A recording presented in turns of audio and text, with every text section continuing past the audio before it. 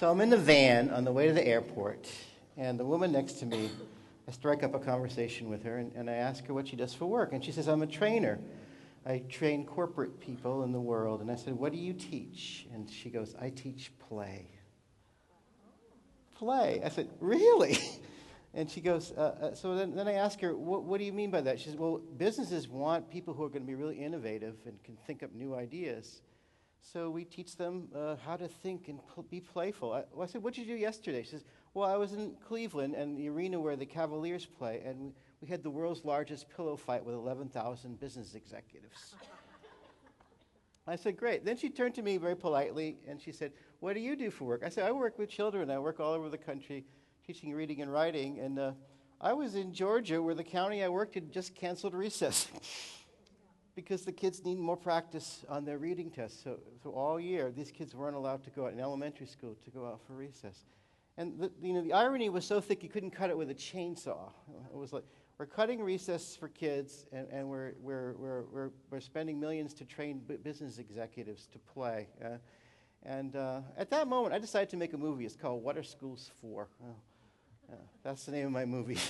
It was I call it the Noah's Ark moment. This kind of voice came to me. I have to do something about this. I have to say something. I started to interview people. I've been doing it for the last few years. And one of the things I found is that question has been already answered in the early part of the 20th century by these people up here and throughout the 20th century. Frederick Winslow Taylor, in the late 19th century, created the idea of scientific management. If you went to Starbucks this morning and you saw someone write your name on the cup and handed it to the next person, that's Frederick Taylor's work in action. In other words, business will run more efficiently if we have these plans and these patterns. The other people up there, John D. Rockefeller, tell me if this sounds familiar. A billionaire decides that education needs to be fixed. Does that sound familiar to you?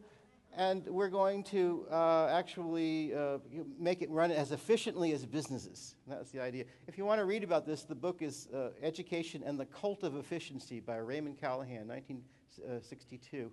It's a great scholarly study on the takeover of American education by the corporate sector. The other people on my list here, John Watson, I call him the baby scarer. And he conditioned babies to feel fright. He'd make a noise when the bunny was there, and all of a sudden the kid was afraid of bunnies. And Robert Yerkes, who created the first standardized test in World War I to create officers, and Edward Thorndike, who refined the ideas, and of course B.F. Skinner, the pigeon trainer, who also, his ideas became very big in education. But what all these have in common is that they see schools as behavior factories. And the experience of the child isn't important in these places. And teachers aren't that valued either. Here's a quote, a famous quote from Frederick Kaila. I can say without slightest hesitation that the science of handling pig iron is so great that the man who is physically able to handle pig iron and is sufficiently phlegmatic and stupid to choose this type of work won't be able to comprehend the science of pig iron. I'm not sure he had too many steelworker friends. But if you substitute the word teacher for there, not for pig iron worker, then you understand why teachers were not invited to write the Common Core standards or any standards. And the standards are presented like this kind of wheels of this giant machine. And then the teacher is this. Here's Charlie Chaplin, who's the implementer. How many heard the word implementer? Yeah. That's where it came from. That was Frederick Taylor's work. That's the source of these ideas and where they came from. And so what we need to do there, there it is. There's another well-meaning billionaire. Students must be career and academic ready. Market forces will solve education crisis, and schools must be data-driven. Those are the three monikers of the latest education reform movement. And I would argue that they're all wrong. This is Dr. Yangzhou. I interviewed him for my movie, and he says the highest test scores in the world are where? And you could subtract for poverty and say America's test scores are very high. But even if you don't do that, we've never done well as a country on standardized tests. China, on the other hand, Shanghai, China, has the highest PISA scores in the world. Did you know that Shanghai, China is trying to revise their whole educational system because their kids aren't creative? They don't think creatively. They don't have entrepreneurs. If you have an iPhone, 6% of the profit goes to the guys who put it together in China. The rest goes all over the world to the people who think up the cool stuff that goes inside it. So how do we do that? America has always scored low on math tests, for example, but we've always, as a nation, until recently, scored highest in one category, and this is it. Thinks they're good at math. Yes! Yeah, that's it. That's why maybe 80% of Nobel Prize winners come from here, or why we have filed as many patents as most places in the world. But this is the word that gets used a lot when we try to make schools better. Rigor. Everyone say it. Rigor. What is rigor? I ask people about this. What's rigor? And here's one. Strictness or severity. Here's what it really is. Strictness or severity in temperament or action or judgment. A harsh or trying circumstance. Hardship. See synonyms. Difficulty. A harsh or cruel act. Medicine. Shivering or trembling as caused by a chill. Physiology. A state of rigidity in living tissues that prevents response to stimuli. Obsolete. Stiffness or rigidity. Let's look at the medical definitions. The sudden feeling of chilliness, often accompanied by shivering, sometimes precedes a fever. Patho, rigidity of muscular cramp. A state of rigidity assumed by some animals in reaction to a sudden shock. Or a state test. The inertia assumed by some plants in conditions unfavorable to growth. Rigor.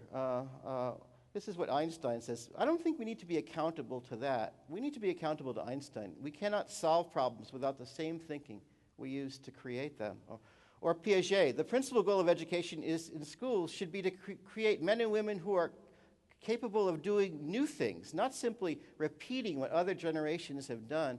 This is my friend Kenny Cabot. He's a lawyer. He's been a lawyer since he was about 3. But in 6th grade, he wrote a letter to the standardized test company and said, "You have a very unfair question on your reading test." You know what the question was? What's the best title for this story? I said, that's an opinion question. That's like saying, do you like Coke or Pepsi? And you know, I'm not stupid. I know what the right answer is. All I want to know is, why does my opinion have to be your truth? And then Kenny went on to say, had you been honest, you would have written, what do you think we think the best title for this story is? Because that's exactly what tests do. They teach people how to do that. So what we need is not rigor in schools. We need vigor. So everyone stand up for a second, very quickly. And I learned this from Ken Robinson. When you say things with a British accent, it has much more authority. So everybody say this: vigor, not rigor. Vigor, not rigor. Okay, what's vigor? You can sit down now. What's vigor? Here it is: robustness, health, hardiness, strength, sturdiness, toughness, bloom, radiance, age, energy, life, vitality, virility, verve, spirit, zeal, passion, determination, dynamism, zest, pep, drive, get up and go, zing, piss and vinegar. I said that in the thesaurus. That's vigor. Who taught with vigor? You know who taught with vigor? Mary Poppins taught with vigor. This is a letter. If you think Mary Poppins is the central metaphor for education today, you know this, right? Mary Poppins took place in the same time that education was taken over by businesses. And the main character of Mary Poppins is Mr. Banks. And my favorite part of Mary Poppins is where the kids tear up. The kids write an ad for their nanny, and they give it to Mr. Banks, and he tears it up. It goes up the chimney, and the next day, all these boring nannies show up. And then they look out the window and go, what's going on? And all of a sudden, this great wind comes and blows all the boring nannies away, and down comes Mary Poppins. The trouble with American education is that we legislated Mary Poppins out of the house. It's that she, with the No Child Left Behind law, in other words, we have to be testing 3rd through 8th grade every year with standardized tests that come from outside the classroom. Here's a kindergarten in the town of Long Island. The reason for eliminating kindergarten show is simple. We are responsible for preparing children for college and career with valuable lifelong skills. We know we can best serve them and become strong readers, writers, co-workers, and problem solvers. Please do not fault us for making these professional decisions. We will never be able to please everyone. Please know that we are making these decisions with the interests of children in mind. Are they making these decisions with the interests of children in mind? No. It's Mr. Banks that they're making it in mind. There's another voice in education that's been silenced, like Mary Poppins from the 19th century. That is Mr. John Dewey, who said, education is not preparation for life, but life itself. Or Fred Rogers. I call him Fred, too. You're special just being who you are. School is not about proving yourself. School is about finding out who you are. 21st century schools should be talent academies, not behavior factories. And since my talent is playing the guitar and writing silly songs, which I started way back in, I know what this happened, I thought I would teach you one song here. Rig, rigor, rigor, rigor, rig, rigor, rigor, rigor, rig, rigor, rigor, rigor, rigor. Everybody. Rig, rigor, rigor, rigor, rigor. If you can't sing, just go, and I'll do this. I wrote this with my friend Paul Hankins. Room 409 in Indiana. I was a high school teacher. Superficial, unrealistic rigor is atrocious. Yet so many education reformers propose this. If you drill them hard enough, they'll stay upon their toes. Superficial, unrealistic rigor is atrocious. Rig, rigor, rigor, rigor, rig, rigor, rigor, rigor, rig, rigor, rigor, rigor, rigor. We shouldn't be afraid to speak when policies seem bad. We have the best democracy the world has ever had. Why do they keep on scolding us on how we run our class? Take those mandates and those tests and help us stay on task. Oh, superficial, unrealistic rigor is atrocious. What qualifies you to be the education Moses? Testing is not teaching. We don't buy the mass hypnosis. Superficial, unrealistic rigor is atrocious. Rig, rigor, rigor, rigor, rig, rigor, rigor, rigor, rig, rigor, rigor, rigor, rigor. We knew this child named Billy. His life had not been kind. He was a child destined to be left far, far, far behind. A caring teacher came one day and reached this little boy. Now reading, writing, arithmetic is this lad's pride and joy. Oh, super teachers always know connection is where hope is. Let them guide their classrooms with a student-centered focus. Please untie their hands and lose the data, hocus pocus. Super teachers always know connection is where hope is. Now this is real rigor. Real rigor, rigor, rigor, real rigor, rigor, rigor, real rigor, rigor, rigor, rigor. Super teachers always know connection is where hope is. Super teachers always know connection is where hope is. If you're feeling sad, we hope this song will help you cope with superficial, unrealistic rigor that's atrocious. Thank you. Super teachers always know connection is where hope is. This is my super teacher. How many had a super teacher that changed their life? Think of her for a minute. The first thing that comes to your mind is probably, she was wonderful. She followed the state standards so thoroughly. She kept the 4-inch binder of expectations on the desk and inspired us. This is my great teacher, Miss Foley, and what she did for me was I hadn't seen her since 4th grade. I knocked on her door and I said, "Remember me?" Not only remember me, she knew exactly where I sat, right next to her desk. I tried to tell her what she meant to me. I remember if I got in early one day, if I could write small enough and faint enough, for my penmanship would look neat because the page would be blank. So I started to do this little tiny writing, and Miss Foley made it around. She looked at my paper and she said, "Barry, what happened to your wonderful looping writing? Letters."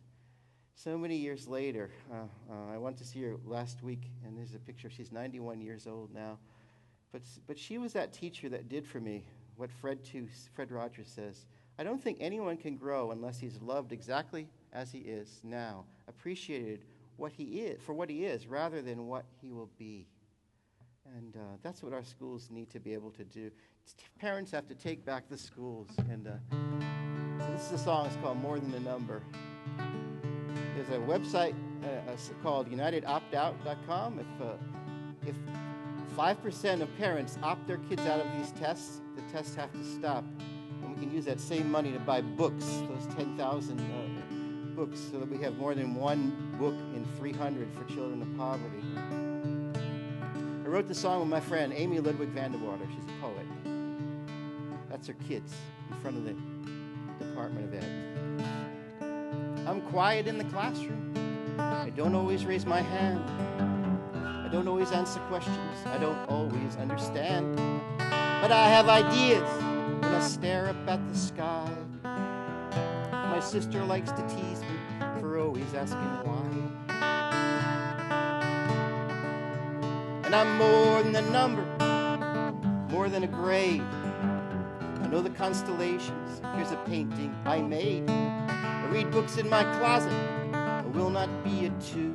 I'm more than a number, I'm a person just like you.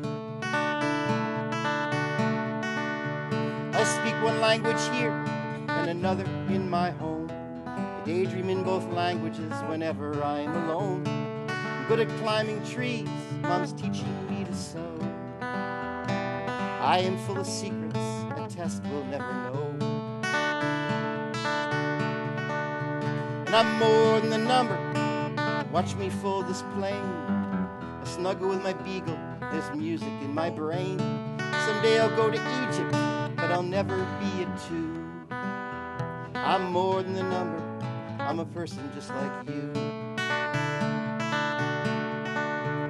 If you think I can be measured by numbers on a screen, my whole school becomes a test, where will I learn to dream? I love to do hard problems, I write stories and I laugh. My gifts are so much greater than the data on your graph. I'm more than a number, I invent things when I play. I collect shells and fossils, please listen when I say I will not be a 1, a 2, a 3, or a 4. I'm me, I'm a mystery, I'm a child, not a score.